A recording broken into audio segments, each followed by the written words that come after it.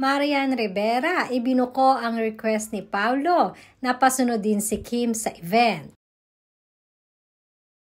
Kamakailan ay nag-post nga ang kapuso goddess at primetime queen na si Marian Rivera sa kanyang social media account para sa isang event.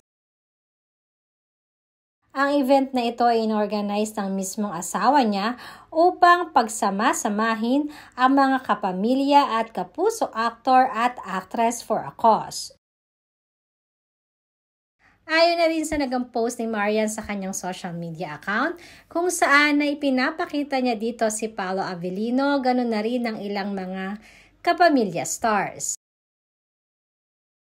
Ang sabi pa ni Marian, nalinglang ba kayo sa paipakita kay Paolo Avellino? Madami nga ang nakapansin na nakaupo lamang itong si Paolo Avellino na para bang may hinihintay sa isang tabi. Maugong ang balitang nag-request nga itong si Paolo Avellino na baka pwedeng makapunta din si Kim sa nasabing event. Maging si Marian Rivera di umano ay niloko itong si Paulo at sinabing hinihintay ba niya si Kim Chiu.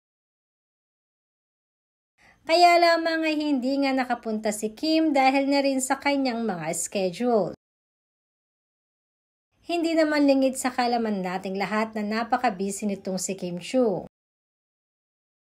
Daily ang kanilang shooting para sa teleseryeng Linlang, ganoon na rin ang schedule niya sa It's Showtime, at iba pang kompromiso ni Kim sa kanyang mga endorsements. At si Kim nga ang inaantay ni Paolo Avellino.